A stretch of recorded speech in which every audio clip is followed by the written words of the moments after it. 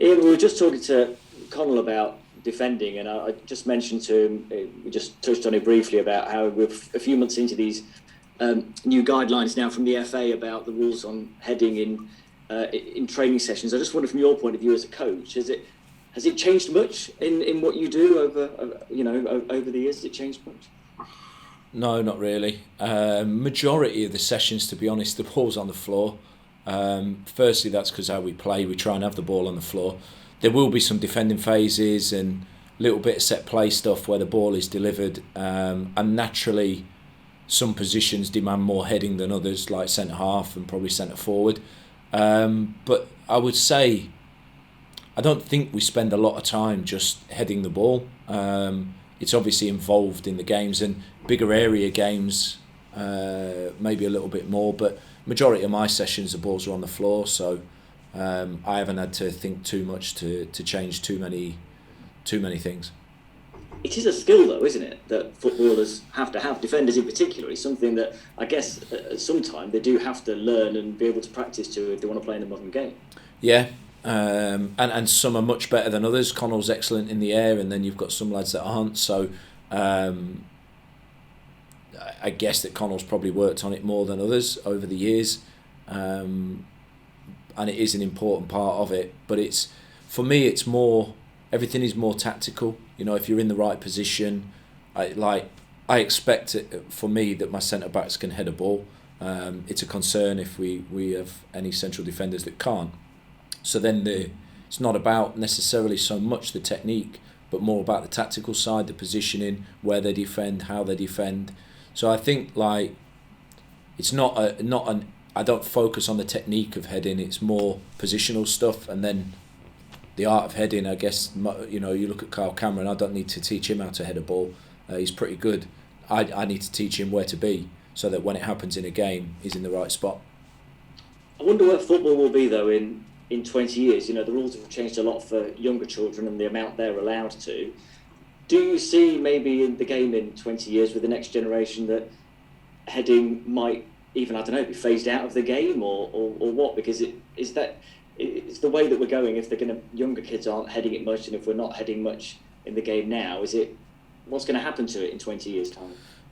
No idea. I'd be very surprised if that was phased out. I mean, I don't see how the game would look without it.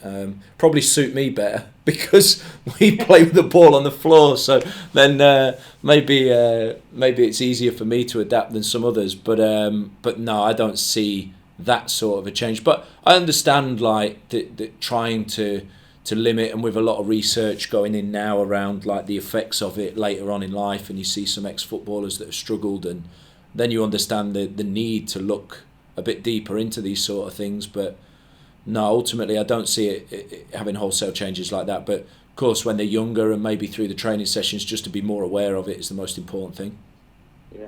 Speaking of the defence, I mean, it's been a bit of a change looking, over recent weeks. You've only conceded 2 goals in the last 6 games now, which is a real contrast to earlier in the season where you were winning games 3-2, and having to score 3 to win the game. Has there been something in particular that's changed, or that you've changed, or the players have changed to enable that to happen? A little bit. I think I said probably earlier in the season that your team, I tried to compare it to the leaking pipe where you plug one bit and a new leak springs, and we were scoring a lot of goals but we were conceding too many. So then we do need to focus a little bit more on, but we worked for so much time to get our identity with how we want to be with the ball, the positions, the way we want to play.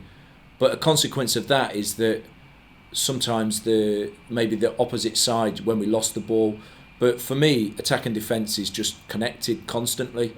So I think what we've done is we've worked a little bit better on our positions in general to be more disciplined when we have the ball, so that when we lose it, we're in better positions. And then off the ball, we've worked on our how we want to press, because we know as a consequence we'll get the ball back more frequently, and then we'll be better with the ball. So the two are connected.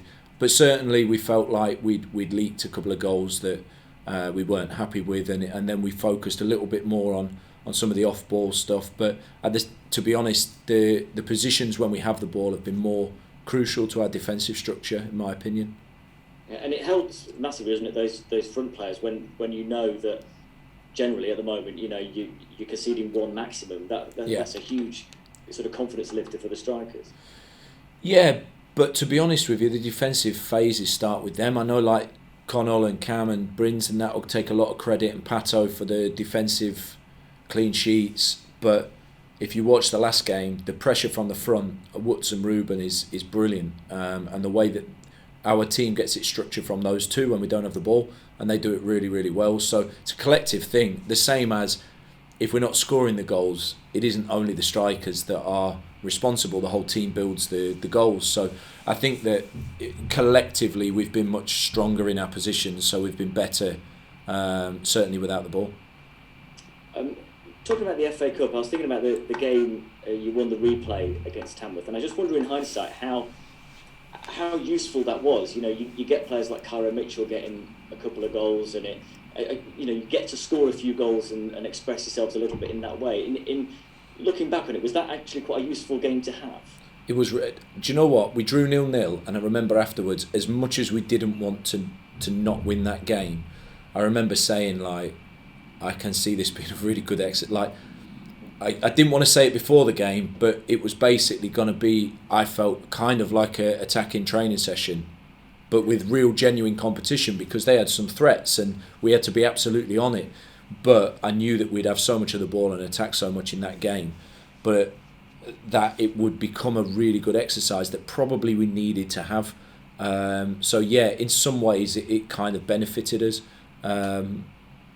I may not look on an FA Cup replay after this one as such a favourable thing, but certainly in that moment I did feel like it really gave us something, and we took a lot of energy from that game, which I think you saw then when we went into the next match. And I was wondering from individuals' point of view as well. Of course, it was a game for Frank Vincent, who then played so well in the league a few days later, and Cairo, who'd been waiting ages to get a start and get goals, goes in and gets a couple. So for individuals, it was really useful as well, wasn't it? Yeah, it was, and I think for us, we have to understand that it's a challenge when you're out of the team here, because the boys are not playing. There's not a 23s team and not an outlet for them to get any match minutes. So it is a bonus when we get a game like that, and suddenly we get to get genuine reference points for guys like Cairo and Frank Vincent that maybe hadn't played as much as they'd like to have done. And that was really good for us. So it gave us a lot, that game. Maybe we didn't think so after we lost that. After we drew 0-0, but in hindsight, yeah, absolutely, it was a really, really good thing.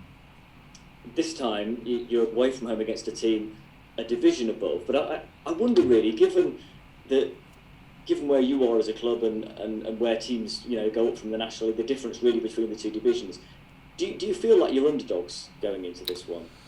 Yeah, I think we should be, based on the fact that we play a team in the league above and it's away from home. And actually, they're in good form. The recent results have been good. So I would expect us to be underdogs in this game, but that can suit us as well. We spend a lot of time managing the pressure of expectation in every game that we're expected to win in this league pretty much every time we play. It's kind of nice to go and say, okay, well, we're playing a team above them. We're the hunters rather than the hunted, which is quite a nice situation. At the same time, I don't believe the top end of our league there's a huge difference between League Two when you look at the quality of some of the sides and the football that's played, and the teams when they go up tend to stay up, which is a sign that they're coming from a fairly strong place. So I don't think I think it would be a really good game, but hoping that we can show that the distance isn't too big from where we are and where they are. It's interesting talking to Conor Rawlinson, who was talking about that desire to get a big club in the FA Cup this year, because they're the games that generate your memories forever, really. And that's what this competition does, isn't it? Potentially creates those memories for footballers and a legacy. Yeah, I think we all want that, and we would all like to, in every competition, progress as far as you can and win the games to kind of give you them moments. So it would be really nice, but it starts with a very, very tricky game against a very good team. I know they're probably a bit below where they'd expect to be, probably in the league, but having come down. But I've watched their recent games and they play some really good football.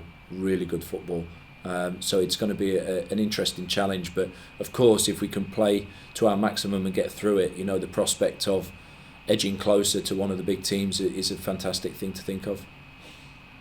Great stuff, Ian. Best of luck with it. Thank you very much. Top man. Thank you. This is probably a daft question here, but if you were to get through to the third round knowing that you're a Leicester City fan, would that be the dream tie for you?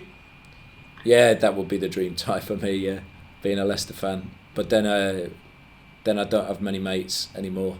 Then they'll turn against me. I ain't got that many anyway, but probably I've got fewer then. But yeah, of course. But I don't look too far forward from this game, to be honestly. But yeah, that would always be the one for me. What are your Leicester City memories of growing up, particularly in the FA Cup? I mean, how do you sort of treat the competition yourself? Because some people absolutely love it, some people think it's now becoming a little bit outdated.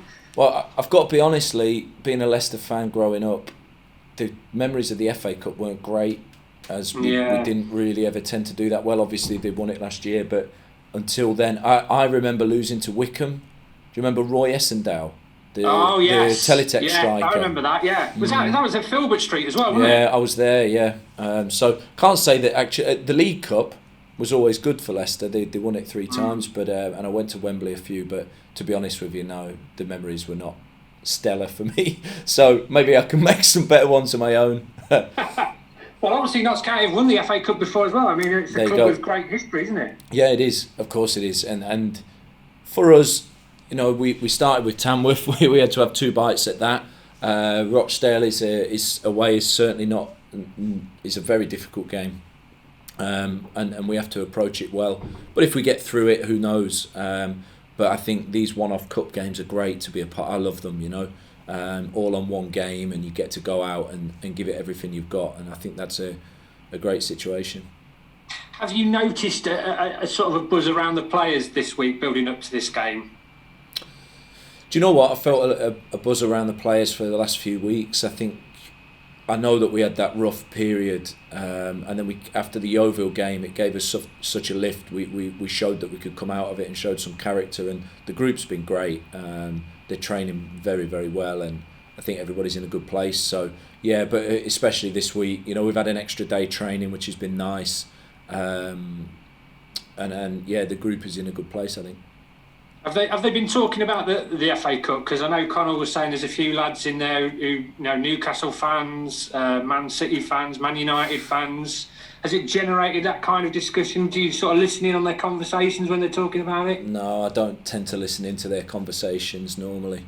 Probably talking about what haircut they're going to have, and yeah, no, I don't listen too much to that. They it's good to dream big, but we've got to take care of this weekend, and I don't get too caught up with anything more than a really, really difficult game this weekend. So, but yeah, if they harbour them, but at the end of the day, if they want to be a part of that, then we have to step up this weekend, and certainly in training they're showing they want to do that, and that's all that matters to me.